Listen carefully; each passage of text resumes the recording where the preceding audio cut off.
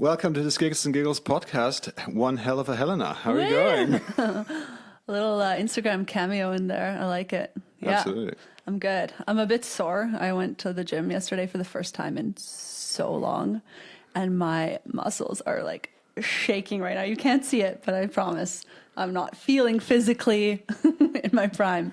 Okay. Are you doing the normal thing, which is like you think back to the last time where you went to the gym and how much weight you put on, and that's where you start?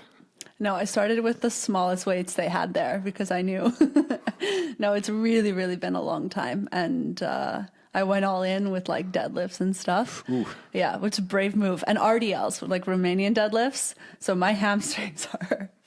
Can I swear? Of course you can. Okay, they're fucked. Okay. Yeah. I also have to thank you for welcoming us to Stoke Limited headquarters here in beautiful Stans. Yeah, thanks. It's not the official address, but that's okay. Okay, well, it is a beautiful space. Mm-hmm. I'm not quite sure if we're going to put up the video. Maybe we will, maybe we won't. But now you're getting people excited when you say the words video. Yeah, exactly. So maybe this is going to be an experiment with video. Mm-hmm. But I'm stoked to have you on. I can hold that in the camera. My notes are pretty short, and there's really only two big story things that I want to talk about. You were at the house the other day. We had our dinner. And unfortunately, we talked a lot more about romance and how me and my wife met and not about what you do in cycling. And that's actually something I was really, really interested in. So today I really want to talk about RideRawr and the stuff you guys are doing and want to achieve. So maybe for the listener that I've never heard of RideRawr, can you lay out a little bit what you're trying to do with RideRawr and what it is? Yeah, I guess the easiest way to start is with the story of kind of how things got rolling. So Lucas, my partner, has this sock company, as you know, Dirty Socks, shout out. And they started producing some like cycling gear, like jerseys and shorts. And I got a pair of the women's shorts and I was kind of like, why are they this length and not the same length as your shorts? And why do they have like different cuts and all this kind of thing? And he didn't really have an answer for me. And I thought it was kind of a shame to be so close to production or like have that capacity to do something and not do anything about it. So I decided to host a workshop with women in Lucerne, and I told them to bring all their favorite cycling shorts or their least favorite. And we would just like throw it on the table and pick it apart and say, what kind of elements do you like and what's like a no-go? And we also did a survey. And then we took all that information and found out that there were a few things that women definitely wanted to solve when it came to their cycling shorts, and namely the pee-friendly or pee-not-friendly nature of the bib shorts. Oh, for sure. And so I was like, we got to do this. And there are a few brands that have like certain solutions to it, but I didn't find they were super accessible, like from price point, and I also didn't feel like the solution was that good. So drove to Italy, met with the producer, and kind of went to the drawing board on this. And then we had a couple prototypes, and that was kind of really the like first trigger for the whole thing. And what happened was I wanted to bring this into Dirty Socks, but at the time they had a partner in the company who was not super open to having someone who's in the relationship with another person in the company. And I totally get that. That's fair. I wasn't looking to be like in the company, structure itself. I just wanted to say, hey, let's improve these products if we can. But basically, yeah, that wasn't happening. So I said, okay, I'll do it on my own. And I was riding behind somebody one day and I was trying not to get dropped. And I was thinking, oh, I need something on this shorts ahead of me to like inspire me. I was like, oh, I need like something to help me push through this climb. And that's how the name RideRawr came about, because it's like the literal sound you kind of make that when you're fighting for something, or like a grunt or the lion's roar, whatever you want to call it. Headwind was my first thought when I ride in the headwind. I'm usually one that curses into the headwind, but I can also see that like. Yeah. And it's hard. I mean, with anything, finding a name that's like unique and has an Instagram handle that isn't already taken, or like a web address and all this stuff is always a challenge. So yeah, kind of went on from there. And then we also designed a jersey, and we came up with the bee logo, which is our symbol for community and working together towards a common goal, because the bees, yeah, they're stronger when they work together.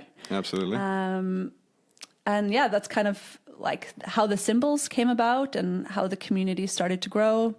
And then we decided to start hosting some events, and just all of the things that we do, whether it be the actual shorts or the events or the content that we create, is just aimed at reducing barriers and empowering women, whether it be on the bike or anywhere else in their lives. Just show them that we're here for them and that kind of anything is possible. And cycling is such like a powerful tool, as I'm sure you are familiar with as well, for like self-empowerment and learning, yeah, you are capable of stuff. So. Absolutely. Obviously the question is, okay, yes, you started with the product and how do you get to community? Right, because, yes, you can unite around a pair of bibs that are easy to pee in. But how do you get to community, and how are you trying to cross the bridge to, being a bit more than just, a pair of bibs, basically? Yeah, so I think the community started, again, with that workshop, just bringing people literally together. And the way we think of these three, we call them our three pillars. So the shorts, the product, and the events, and then the content. It's kind of how I picture like the bubbles of scaling out. So our community is obviously very local to Switzerland.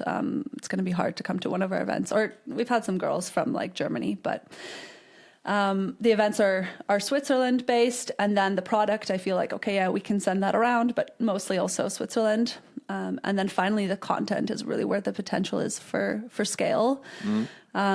So that's how we kind of see our impact. Like I have this visual of these like little rings that reach out into the world. And something really cool that happened after we created this like YouTube series from the 24-hour race in Schütz. I had like a woman from Spain reach out to me on Instagram, and she was like, I just watched all the episodes and translated them for my boyfriend and made him watch them with me. And to me, that's just like incredible. So that the community, yes, okay, it's events and this kind of thing, but it also has the potential to reach other countries and other people around the world. Is nuts. Oh, absolutely. I mean, we made the exact same experience. Yes, of course, very different context. But because we do have such a varied spectrum of topics that have, on the one hand, they always have like a local relevance, but some of them, they are a pretty global thing.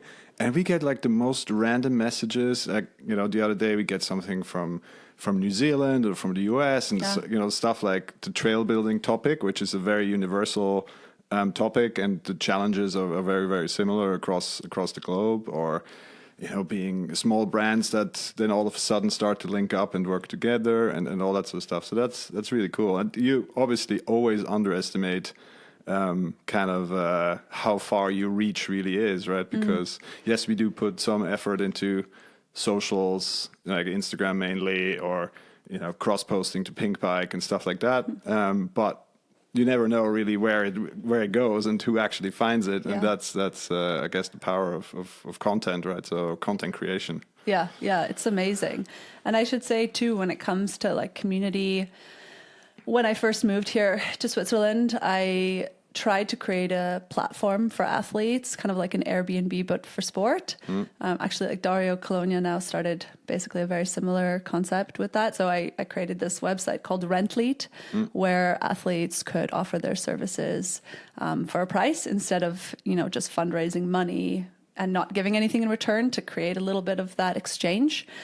And the thing I noticed with that is I was trying to create an offer without having like a contact to the community. So my lesson, and I mean, the website still exists, probably, I don't know, don't go on it, but it died, like the idea died, no one was using it. and I had a lot of struggles with it. And my biggest lesson from that was like, okay, I got to start community first. So that's why it was so important for me to host that workshop and to hear what people are saying and to say, where are your needs? Where are your pain points? And I think a lot of people say that in business, but rarely do you have time as a business to spend time with these people. And so what's cool is that I'm like literally integrated into that community and on the output side. Yeah. Yeah. What are some of the other problems that you're trying to tackle? Yes, obviously you meant product, or mentioned product, but are there other problems that you're trying to tackle? Of course, that's a very open topic. Yeah. And what are the main ones? I mean, the shorts are a metaphor for me. Yes, it's a literal product, but it's this idea of products are being created for women without necessarily knowing what those needs are. And so even though, yes, we're solving this problem of we want to wear bib shorts and we have to undress everything to go pee, it's like really a representation of women trying to integrate into a world, into a sport where they haven't been thought of from the get-go, right? All these products were built with men in mind. And now as a reflex, we're like, okay, throw some pink on it and say, yeah, that's the women's product. So I think that is the physical side of it. But for me, it's really also about changing that narrative the other way around. I think culturally we have a long way to go. And what kind of started the Instagram handle was I kept seeing these really perfect depictions of what it meant to be a cyclist. You know how Instagram is, like everyone looks like super banging all the time, and then you get on the bike and you're like, oh, I'm far away from looking like a 10 out of 10. Well, and there's like also a billion different secret handshakes, and this is how you wear this, and this is how you have to look, and you know, and that obviously is just a big can of worms. There are others that are working in a similar way, in a similar let's say niche, or well, it's not actually a niche, it's, you know, a similar space. Have you been in touch with like someone like the Velolas or someone that try to achieve a similar thing, just in mountain biking in more specific terms? Yeah, we follow them. I think I might have reached out to them like when we had our last event to see if anyone from the road biking or like someone who does both was interested in joining our events. We don't collaborate that much, and that's something I've seen as also a barrier, is a lot of the time it feels very competitive when it comes to these things, because everyone wants to be the thing. Which is a problem in and of itself. Yeah. But again, it goes into this culture. And I've spoken about this before on the Instagram account, is that women a lot of the time think that there isn't room for all of us on the road. That if you like, it used to be like women just started cycling with their partners or whoever. And then if another woman came along, it kind of threatened maybe your own feelings of like, oh, do I belong here now? Because I used to be the only woman. And if I was getting dropped, it was okay because I was the woman, right? But now there's another girl who's also dropping me. So what does that make me? So I think, obviously, I'd love to see more women on the road, but sometimes we don't necessarily know what that relationship is like. And same thing with these like communities or other handles or whatever you want to call it, brands. I think it's hard not to feel threatened by each other, and that someone else's success doesn't underestimate my own success. And I don't know, that's just the way I feel. And maybe I overthink things a lot. Well, I know I do. But I think that's a bit of the struggle of like, I can be happy for someone else being successful. I think it's nuts. Like you look on Instagram and you see a friend of yours looks beautiful, or wow, she did, like Strava, perfect example. I come home, I did a killer ride. I'm super proud of myself. I upload it.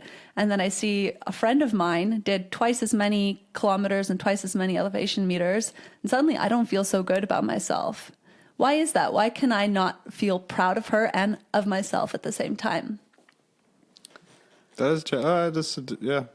I mean, that obviously is kind of the whole issue that a lot of people take with these not only fitness social networks but also whatever, be it pure physicality like Instagram and all these other things that I'm far too old for. So it leads to this, you're only sharing like the best version of yourself, right? And I know a lot of people on Strava, and they don't admit to it, but they do that. They literally only show like the gnarliest stuff on their thing, and then they don't share like the commutes or because I'm like super transparent. Yes, I ride a lot, and maybe a third, even some years, half of my riding has been on the trainer, and I don't really care. I mean, it's like, why are you sitting only on the trainer? What the hell are you doing? You're not even riding. It's like, well, yeah. It's the package, right? So that's it's all. I don't want to create that view of myself. If ever someone looks at me and is like, how does he does it? How does he do it? I don't want to create that perspective it's like, well, he only has like 2 gnarly rides in a year where he's like doing 300 kilometers and 20,000 meters of climbing or whatever it is, right? Yeah. So it's like, if you look at it in summary, it should make sense, I guess. But I see how that can. Yeah, it's a competitive, judgmental space. And so I think what I try to do with that is go far off the other end. So look really stupid and look really silly and show, hey, that's okay too. Even if you wear the things you're not supposed to wear, you're still a cyclist. Even if you ride 10 kilometers and not 100, you're still a cyclist. And that's super hard. It's hard to accept. Also for myself, I struggle with that all the time. And that's why I feel really passionate about sharing that, because I'm in that journey as well. But yeah, I noted that, cruising through your Instagram, I mean, some of the reels you put together, they're like hilarious. And I can see how that would just drive a traditionalist completely nuts, right? Like wearing baseball caps under your helmet, or I don't know, jorts with a lycra jersey or whatever it is, right? Yeah. But I mean, it's just like people need to relax. Yeah. And sometimes I feel like mountain biking is a bit better in that, because there is just, I don't know why, but there's a bit more fluidity between the different genres of mountain biking. And in some areas it's okay to wear lycra, and others it's not, and baggies and t-shirts and this and that. But road cycling is crazy, even amongst men, right? So there is this fun thing, and you mentioned that only the best version of yourself and Instagram and this and that, and then Peter Sagan, one of the biggest stars of the sport, gets slaughtered in social media because he didn't shave his legs for the first 3 months of the year. Oh, really? I didn't see that. I mean, how is that? Awesome. What is that? Yeah. What's up with that? Yeah. Right? Yeah, that's hilarious. Yeah, people are so quick to say, like, this is what's right and what's wrong. Something I thought was maybe similar to that in mountain biking could be like the e-bike introduction, right? Like that maybe got a lot of hate at the beginning as well. Like if you're riding an e-bike, you're not a real mountain biker. Or I don't know how you see that evolving. I'm pretty relaxed. I think at this stage, I accept it as just another bike. Yeah. I personally don't ride e-bikes, but I can see why someone would want to ride an e-bike. It's just another tool. And every person out on 2 wheels having fun in the sunshine or in the weather or outdoors in general is a net positive for me. And, if that person is, instead of sitting on the couch and doing nothing, is buying himself an e-bike to do his half an hour in the forest or whatever, then that's a net positive for me. Yeah, but what do you think the culture, like that's your perspective, but what do you think like the overall vibe is from the community? Well, I guess, it's exactly that, right? So I think it's starting to be accepted as just another bike, right? As it's the same as, one person can be on a cross-country bike and one person on an enduro bike. They can go for a ride together. So what's the big deal of having a third person with an e-bike? Yeah. Speaking of, I just 2-3 weeks ago, we're on a mountain bike weekend in the mountains, and it was a mixed group. There were like there was 10 guys on trail bikes and 1 guy on e-bikes. It worked out perfectly fine. Yeah, right. For me, it's no big deal. I know there are the purists that will never accept anything in the sport changing. And I think that's what it is, right? It's just accepting change, right? That's the same as 25 years ago when disc brakes came. They were like, oh my God, why do we need disc brakes? They are loud and they the road is bent, and V-brakes are the best thing ever. Yeah. It's like, hello. Yeah. Or dropper posts. I mean, yes, I'm admitting I was a holdout too, but it's a complete game changer and opens up the sport for many more people. Wait, what was the holdout for dropper posts? What was like? It's just because I had a very long hiatus from mountain biking, and because when I moved away to London, I rode road most of the time, and when I came back, I just returned to mountain biking and was like, okay, I got 29ers are a cool thing for me. I'm pretty tall. Disc brakes, yes, they finally work. I had one of the first bikes with disc brakes, so amazing, and the dropper post was just kind of not great yet, and certainly in the stuff that I was doing cross country with like super heavy and kind of like I was like, oh, I learned in the 90s the hard way. I can do this, no worries. And then I think 2017, I was like, yeah, I even did the BC bike race on a high post and not with a dropper post, which is like one of the gnarliest cross country stage races. Crazy. But yeah, so it's just a cultural thing that. People shouting at clouds. They don't want change. They want, they want stuff to stay the same, and accepting that the sport is changing. Right? We have the same discussion in, the whole trail building space, right? Because you have, let's say, traditionalists that are like, well, we used to ride these old hiking trails and they were super gnarly and mega difficult, and that's what I want. And why are we building all these flow trails and this and that, right? But the thing is, we need to accept that the sport is not just for punks anymore and outlaws. It's become a popular sport for every man and every woman.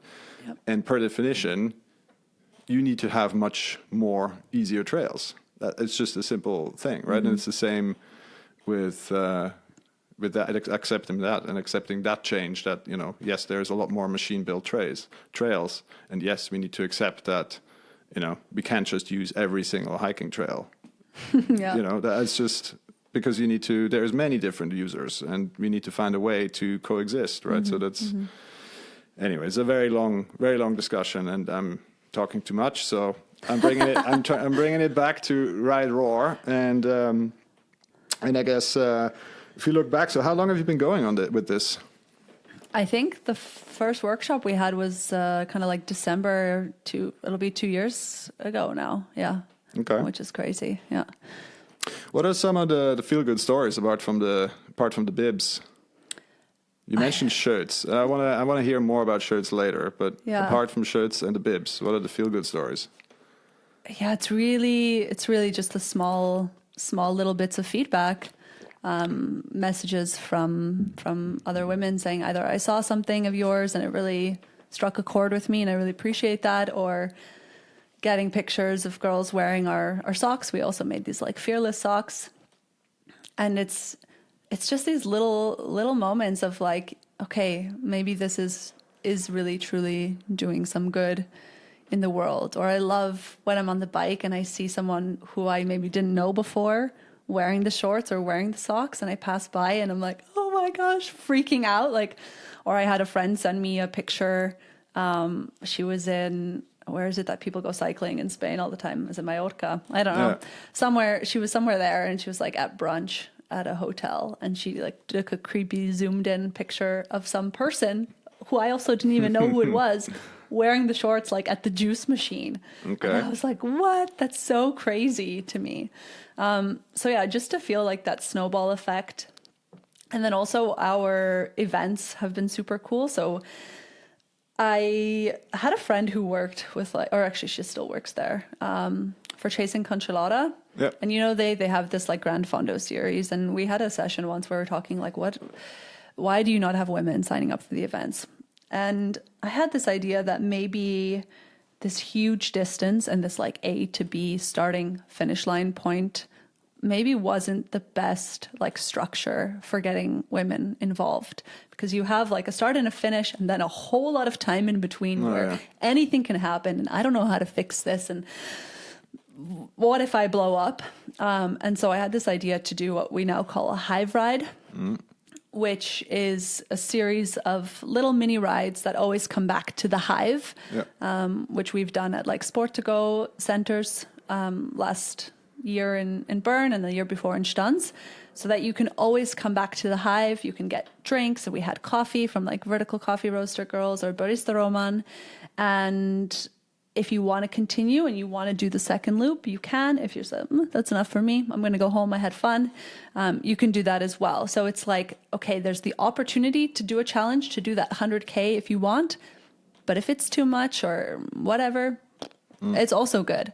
And the first year we did it here in Stanz was middle of April.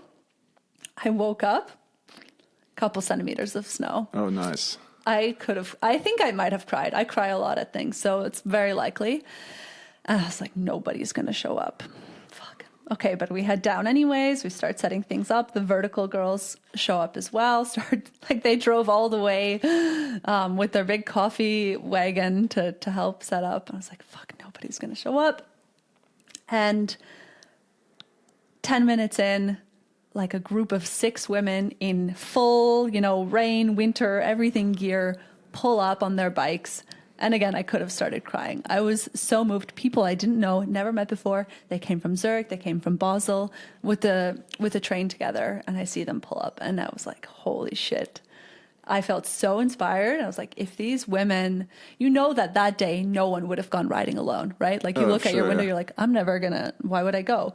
But because we had the power of each other, we still went for a ride. And that was crazy. And it was so fucking cold.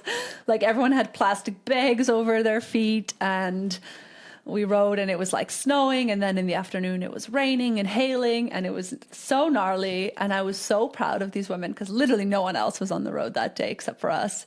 And it feels so cool to ride in such a big group of women, and everyone's staring at you or cheering for you. Like, that's so cute, and it feels so good. And I think sometimes big group rides are kind of tough because you don't always get to do what you want to do. You maybe want to do a bigger ride or ride faster or less breaks or whatever. But there's something so magical about that, and about feeling the power of the group. And it doesn't matter if you only did 40K with like less than 20 kilometer average, because it was about so much more than that somehow. So yeah, those have been really, really big highlights, I think, for me. Like literally getting to see people happy and excited and getting good feedback from them. And all of our events have had really good feedback. I always send out a survey after, and like Net Promoter Score, all that stuff, 10 out of 10. So okay. Yeah.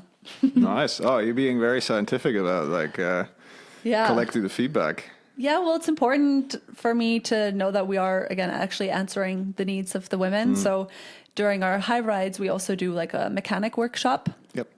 In the first year, we did changing the tires, and then we got some feedback saying, hey, it's really great, but also I'd like to learn how to change my brakes. So then that's how we integrated that into this year.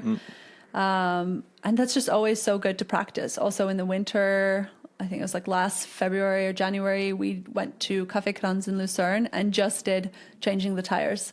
We drank wine and changed tires. And that was the thing. We're like, it's just something you have to practice like 10 times over, and then you get it. Because you don't change the tire. Maybe in biking, it's a little bit different. But yeah, you get a flat tire twice a year, maybe. And then you're like, oh shit, what do I do again? So yeah. Yeah, but it's very empowering, right? Because I mean, a friend of mine has a bike shop, right? And it's like people walking in with with their city bike with a flat tire, and it's like, oh, can you help me? Yeah. It's like, wow, right? It's like 2 minutes of work if you're pretty talented, for maybe 10 minutes if you're doing it for the second time or third time. I definitely need 10 minutes, but yeah. Yeah, but I mean, it's like something that is achievable for most people, right. And it's just feels, or I can see how that feels very empowering if you can show someone to fix a very common problem themselves, right? So, well, it's not only that; it's like having that confidence in yourself. Okay, suddenly I feel okay doing a bigger loop on my bike because I know if something happens, I can take care of myself, and I think that's a huge huge tool to have with you, or even these grand fondos or whatever. Just knowing you can figure shit out yourself is, it's insane. Yeah. Absolutely. Yeah. Okay. You're obviously, those are the feel good ones, but I guess what are your biggest 3 to-dos Oh my gosh. that you want to achieve? Still have to achieve your mission.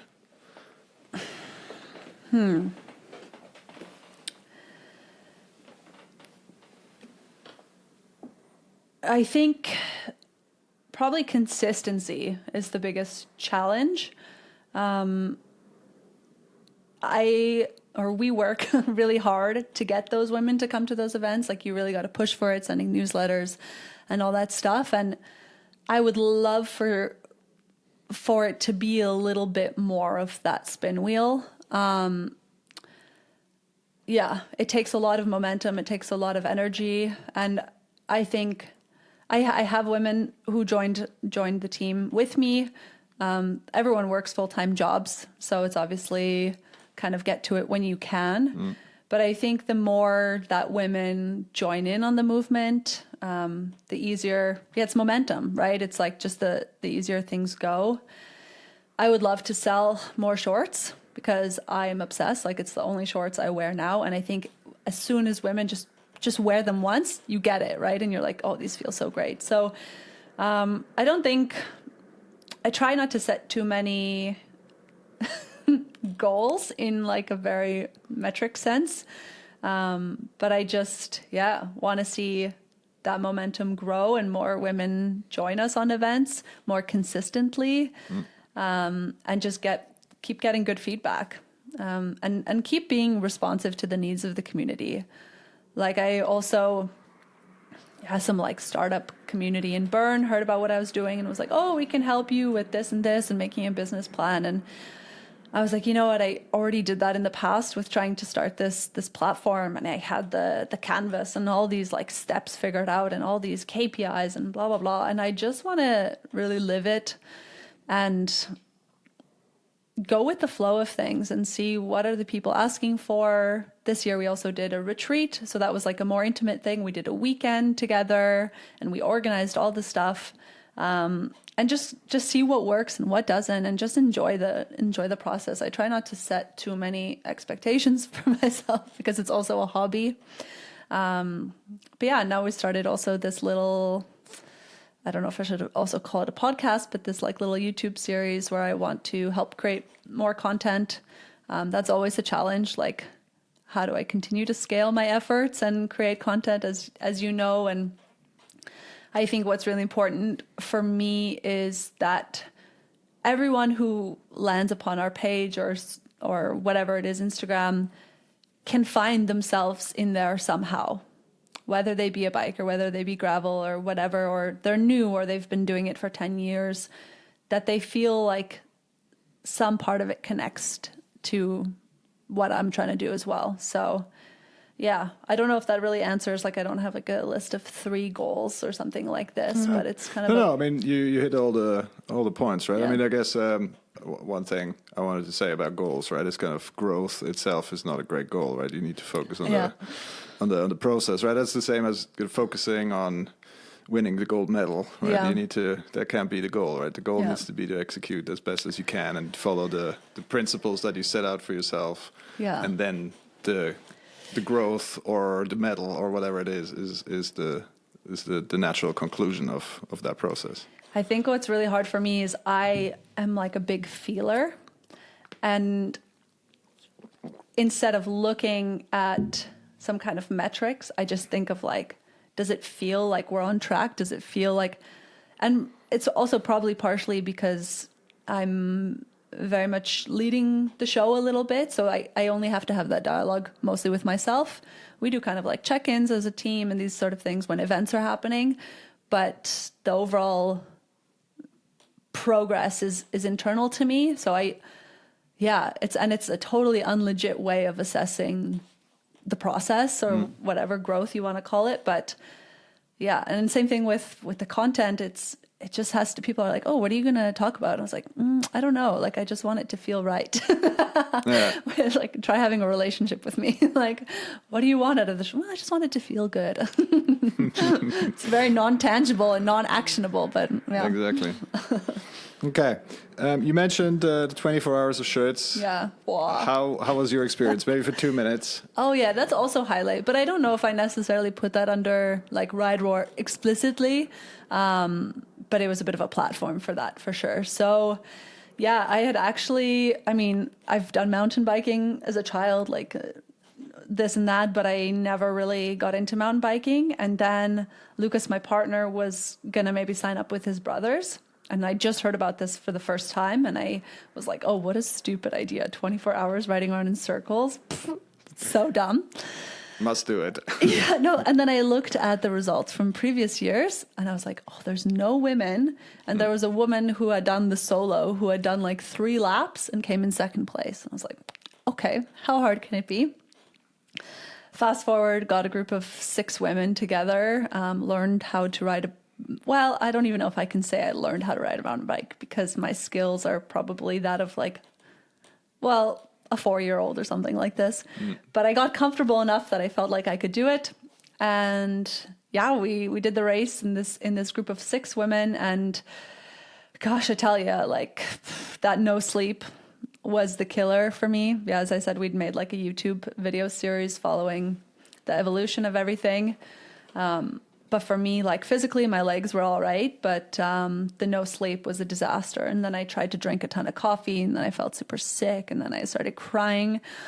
And yeah, but it was a lot of fun with the girls, and you get to know each other, as I'm sure you experienced as well, in like a totally different level at 3 a.m. The like real shit comes out of people. All the tensions you have. Yeah, but that was tough too, like from a leadership position, because it was kind of my fault that everyone was there. And then when it came to choosing like sleep shifts, so we did 2 groups of 3, and then they would go to sleep. The first group of 3 would go to sleep from 10 till 2, and the other group of 3 would ride, and then we would switch. And I can't fall asleep easily, so my preference would have been the later group from 2 to 6. But there was another girl who was like, oh, I would rather have that. And then I was like, okay, I have to shut up and basically just take the bullet on this one, because I felt the responsibility for that. And then, of course, I didn't sleep for a second. And I don't know if you guys had the DJ there. Was there a part? Fuck. Hey. Yeah. Yeah, no, I think we did an entire debrief episode on our experience, but I think we were lucky that we were relatively far away from the main area. And I think I just fully accepted that I'm not going to sleep. And then I went in super rested. So like, okay, we just came back from holiday, 2 weeks, sleeping 8-9 hours every night. Pretty cruisy. I knew I could deal. I mean, I can deal with little sleep, and then so I accepted and embraced it. And I maybe had to lie down for like 20 minutes. I think Bryson tried to sleep. Yeti tried to sleep, but yeah, just little bits here and there. But yeah, it was a cool experience. It was a cool experience for sure. And I think that's what, like, had we planned to sleep, or we hoped, everyone brought like super nice bed setups and all this stuff. We had such a sick tent. So then when I wasn't getting the sleep, that was super hard. And then, just the DJ, the bass pumping, and then the radio, or not the radio, the like announcer guy comes on, is like, this person's coming through the finish line. And so I laid there for 2.5 hours trying to sleep, and then I was like, okay. Well, at least for us, they at least had a break between, I think, 10 or midnight until 6 or 7 in the morning, where the announcer wouldn't. Oh, really? Talk. No, we had them. I guess maybe that was feedback. Exactly. Maybe they watched the video where I was like, swearing profusely. All right. But yeah, I think I don't know if I would do it again, because I really need to sleep. Like I don't function well.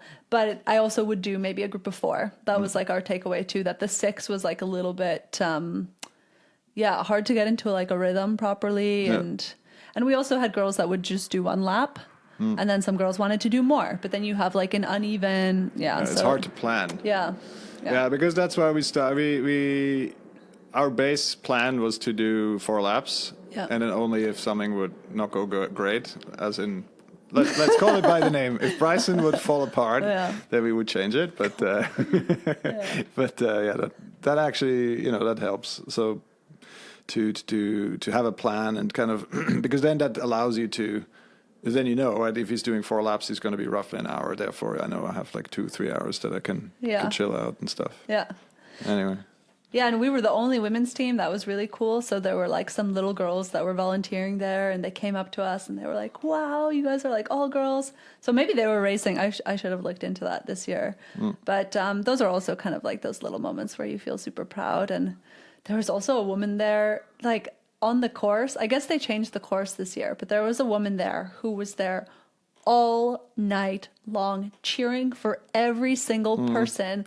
And then when I was super sleep deprived and not feeling good, when I would ride by her, I would just start crying because it's so powerful. Like that shit really hits you. I don't know.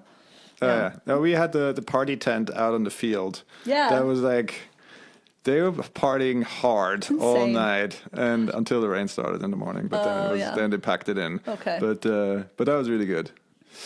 Yeah. Okay. Right. We haven't talked about you. So tell me how you fell in love with cycling. I'm so used to the conversation we had at your place. I thought you were going to ask how I fell in love with my partner. No, that's for another day when I have him on. Yeah. Oh, no. Some cross-referencing facts. I think truly fell in love was coming to Switzerland because just, wow, what a place here. The roads are just so amazing. Should I wait until this guy passes? You hear the helicopters flying, practicing their twists and turns. I started cycling like as cross-training for rowing. But in Canada, and I mean, Canada a little bit, the roads for road cycling are super lame. Like you have, 20 kilometers of a straight line, and then maybe you have a 90-degree turn. Especially where you're from. Yeah. BC is a bit better. True. Okay, true. Yeah, like on the islands and stuff, you have a little bit of like those rolling hills. But that was my benefit road cycling in BC. At least I had that, not just straight for 100 kilometers. Okay, that's true. And I've only been able to like go on 1 or 2 rides there, so I don't have that much experience. But yeah, a lot of it being in Calgary, it's probably the first time I got on a road bike properly. And there it's just you have to ride out of the city and you ride in a straight line. Maybe you make a square and you come back and that's it. So it was purely like, what's the right word? Like I was just using it as like training.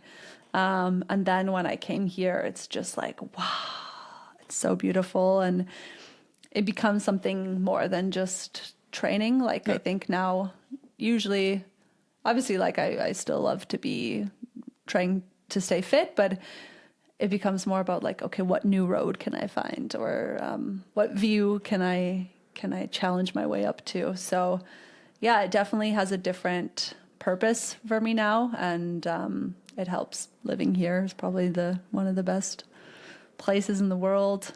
Oh yeah, it's absolutely stunning to live around here. So it's central Switzerland around Lake Lucerne, Vierwaldstättersee. Yeah, there's like some of the nicest vistas I think in the whole country. Yeah. Certainly when you're high up on the hills and look down on the lake and excuse me. So it's really beautiful. I can easily see how that makes you fall in love with cycling. You mentioned it, rowing. Yeah. I know the details, but so Luki and I, we had a long drive, and he gave me the rundown a little bit, and it was not just a little bit of rowing. Okay. It was, you were trying to get like to the pinnacle of the sport, to the Olympics. I don't want to hear the rest of the details, but what did you take away from rowing and the experience to try for the ultimate level of competition? And what did you take away from that to cycling that you're using in cycling today? I think it's not going to be maybe the answer you would want. Like, I don't have anything about determination and all this stuff. I think it's more just like learning to enjoy the process. I think you just have to have fun, sweating and suffering and take each session as like an opportunity to get to know yourself. You get in a boat or on the rowing machine or on the bike, and you end up having a conversation with yourself, maybe not literally or even in your head, but the challenges that you face and the soreness of the muscles or whatever it is that comes your way, steep climbs, rough waters, legs are blowing up. It's really just a trigger for a conversation with yourself, and not what am I made of? It's actually probably the opposite. It's like, what are the things that make this feel harder than it is? Or it opens up such a can of worms, and I think that's so beautiful. And I think that's what I love also when we're talking about falling in love with cycling. Like, it's such a similar process when you're on the bike, and getting in deep, getting in steep with yourself. And yeah, that's the connection for sure. And also just being a leg dominated sport, and cycling being a leg dominated sport is fun, that I can kind of open up the cannon sometimes. But yeah, and it's funny because before I started rowing very late in life, like in university. And before that I was ski racing, alpine. And this is a completely different sport type, right? You have like really short, relatively short, like 1 minute races compared to rowing, which is like 7 minutes of hell. Yeah. And so I think in a lot of ways rowing prepared me for cycling now, which I hope to do lifelong. And it created that transition, because before, when I was skiing, I couldn't sit on a bike for more than an hour, or just maybe intervals. But now I've learned to be patient in the movements and in the sport, and yeah, enjoy that journey instead. But yeah, I think that's you say that much more eloquently than I could ever say it. That inner dialogue is I think what attracts a lot of people to the sport. And I think I grew up as a swimmer, and there it's even more prevalent because you're alone in the water, and it's just you and your thoughts. Yes, you don't have the outer element of like, okay, choppy waters or, crosswind or whatever it is, right? But you're alone with yourself, with your thought, with your the feelings, the stuff that happens in your body, and it's just that is a really good training and preparation for So what awaits you in cycling. And I changed to cycling and it was late in my teenage years, and just followed the same kind of approach in terms of training that I was used to from swimming, which is a sport that's dominated by just massive volume very early on. And so I had a lot of time to really think about what I'm doing, and even to this day, it's beautiful. What does rowing do better in terms of community and culture that cycling could learn something from? Oh fuck. Not much. I sprung that on you. I don't think. Yeah, I mean, it's tough. Like. To be honest, I think traditionally, and I'm not a historian, obviously, but like I don't think traditionally rowing has been that super inclusive. It started off as a super elitist sport. I guess cycling maybe too. I don't know the history. Completely the other way. Oh, really? Completely the other way. But now it's become elitist. Yeah. Okay. But yeah, it started off as kind of like the super. Well, actually, who knows? In like ancient Greek, whatever. I don't know the full thing. But then it also ended up expanding into like the workers and all this kind of thing. And I still think now, because a lot of cycling is done in like the UK or in the colleges, I don't know that it's super, like Ivy League colleges doing their rowing. And I don't know that the culture or the community has set that much of a good example. I don't think the sport has that much diversity. And it also, now I'm being pretty negative, but it also excludes a lot of people who may not be like the physical specimens that rowing asks them to be. Like I just had Janine here the other day, and she faced a lot of barriers in her sport because she was 10 centimeters shorter than the average woman. And a lot of people wouldn't give her a second chance because of those things. So I think I wouldn't say rowing has that much to offer. Like, that's so negative, but I think cycling's on a better path in terms of diversity and inclusiveness, and it's also a lot easier to access as a sport, right? Like, yeah, you have to get a bike, but you can just walk out your door and cycle. And that's why I don't row so much now, because I would anyways have to ride my bike to the rowing club. And then I'm already on the bike, so may as well just go for a bike ride. So yeah, but I mean, it's totally beautiful. I don't mean to bash the sport, but I think like as an institution, it is, it's not the easiest necessarily to get into, but it is a great lesson for like teamwork. And when you get to row in big boats with people, that's pretty amazing, because you have to listen to what other people's bodies are doing and be synchronous together. And when a boat runs well with 8 people in there or 9 with the coxie, then that's super magical.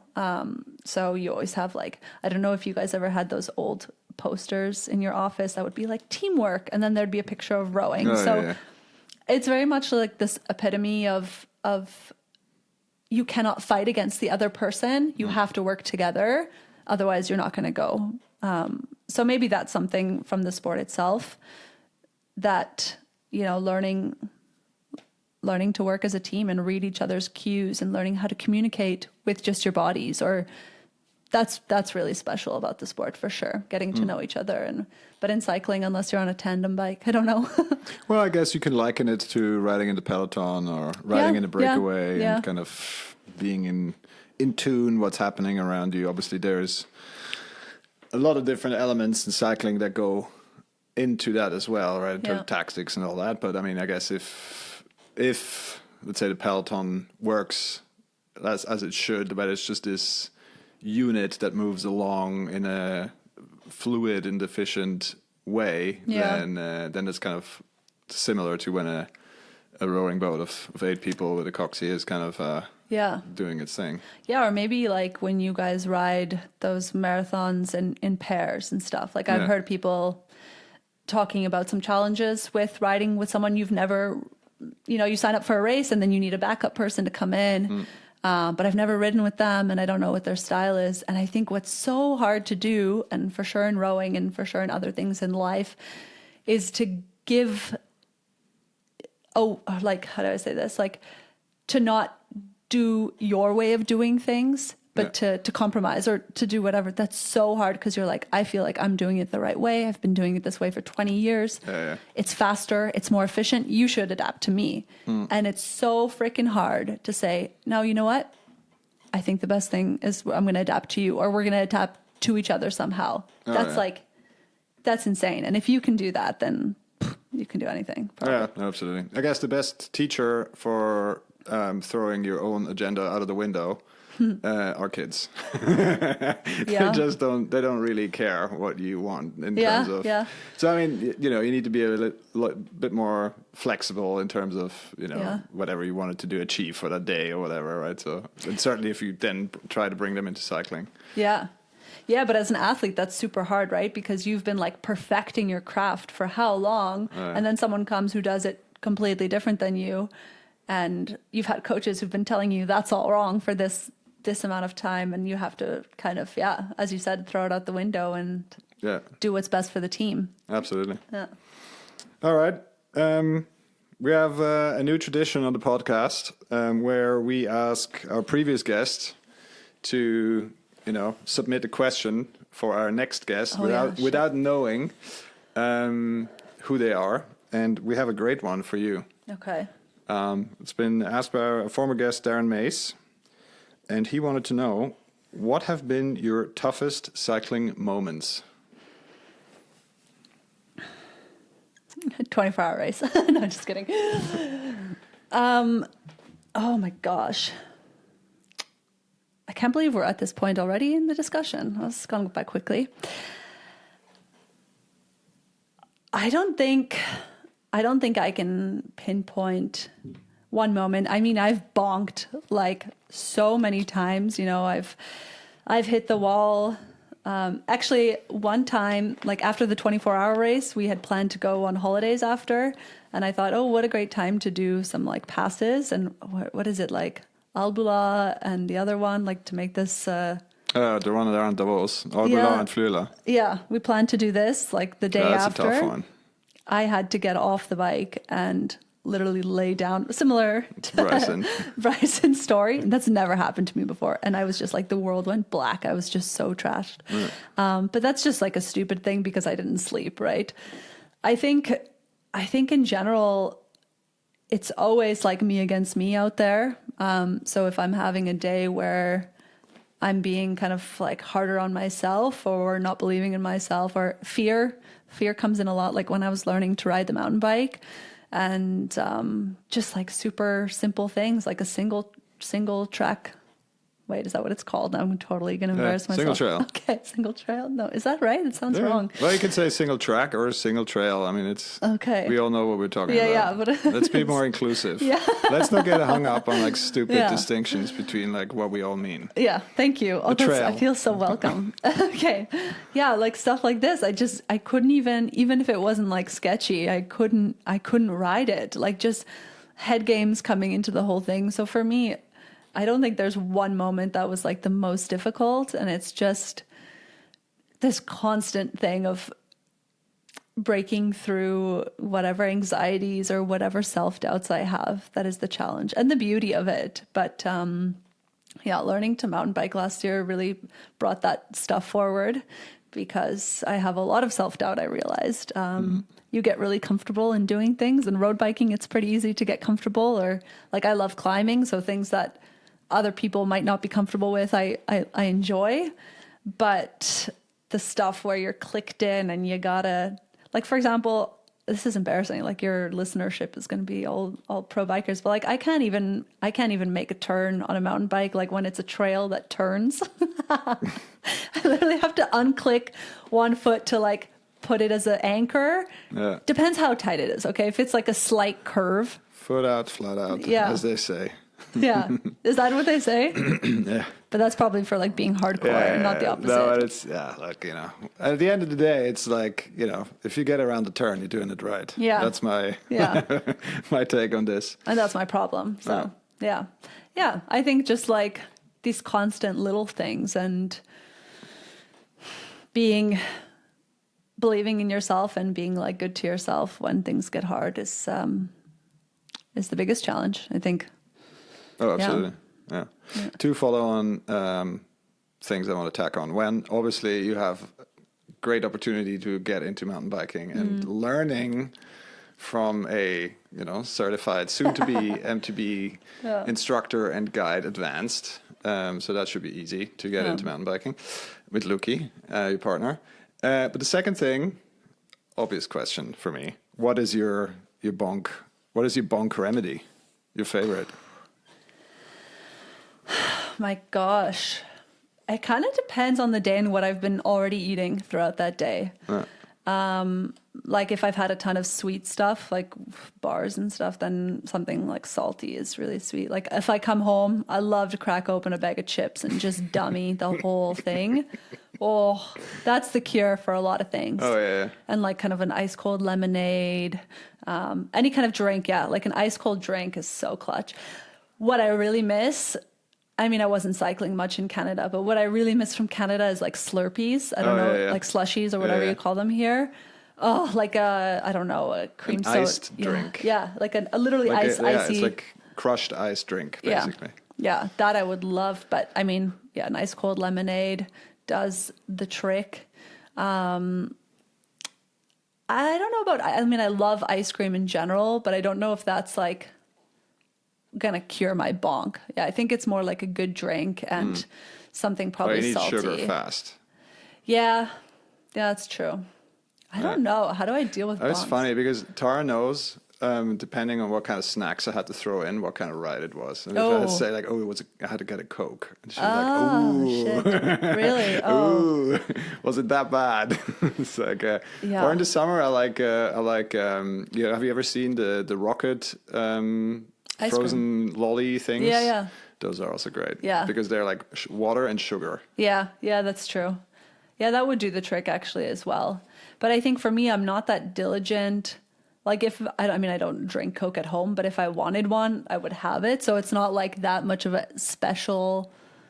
Oh, no, it's purely for the sugar, not because I'm craving it or it's more like, there's X amount of sugar per unit.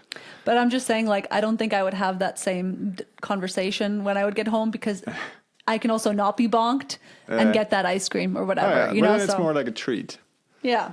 Like I achieved what I wanted, what I set out to achieve today. So I'm going to treat myself to a nice, cool lemonade or whatever it is. Yeah. Well, I would do it anyways, but yeah. You don't discriminate. No. And that's also something I really think is an important conversation to have is a lot of the times when you get into cycling, I think you think, okay, I can eat more now or whatever. And I love cycling because of that. I can gives me a big appetite, let's say. And I know a lot of the time, especially for women, days that they don't get to ride, they might very intentionally limit that, which is also fine that you kind of are taking care of, you like to watch what you're eating.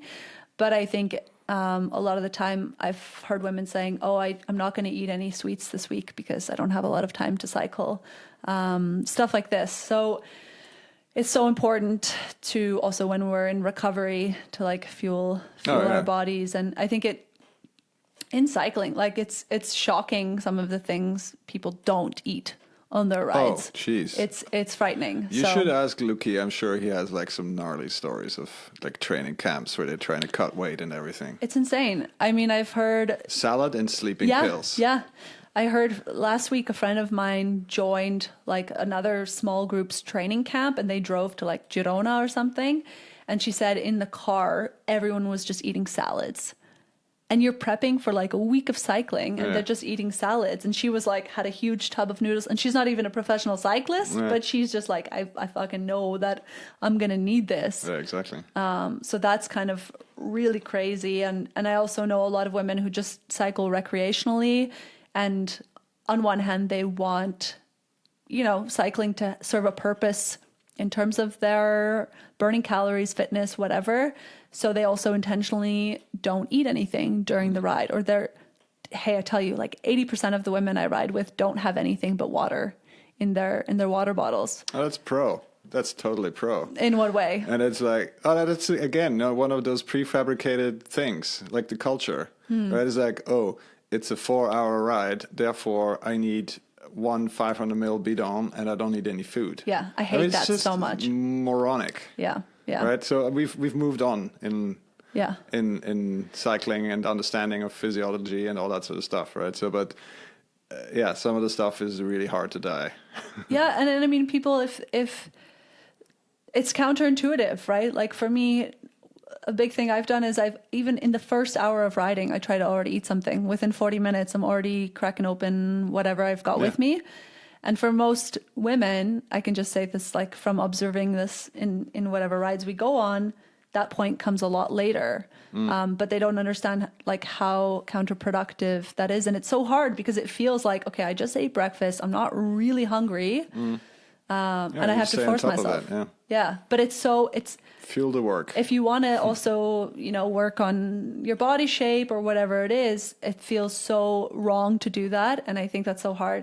And I'm super excited because next week I get to speak with an expert on this. So shout out, check it out one time if you're ever, am I allowed to promote myself? Oh, for sure. I was about to say, I think that's, it starts to feel like a good way to end it. And if there's anything else you wanted to add that we haven't covered or anything else we wanted to say? Yeah, I think reach out if you're interested in being part of that momentum that we're generating, whether from an organizational standpoint or just to join in on the fun. Or if you're someone who has questions or is starting out in the sport yourself, obviously don't come to me for mountain bike tips. But and check out our channels, RideRawr, Instagram and on YouTube, and we hope to continue to provide value for women and for whoever else is interested. So Sweet. Yeah. I'll put all those things in the show notes. Yeah. So people can find it there. Yeah.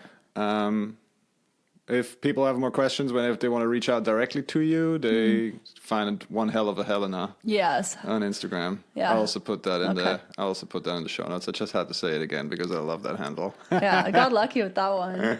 Yeah, a friend of mine is Ollie Day Season. That's also pretty good. Okay. Is his name Ollie? His name is Ollie. Oh, that's cool. That's cool. Yeah. Yeah, that's also good. It's hard to be creative nowadays when everything is yeah, like it's taken crazy. up. Yeah. But All right. cool. Well, Helena, thank you very much. That was thank you. super interesting. And see, we go for lunch now, I guess. Yeah, I know. I'm starving. I hope you couldn't hear my stomach like grumbling. Yeah, and let's go for a ride. Sweet. Cool.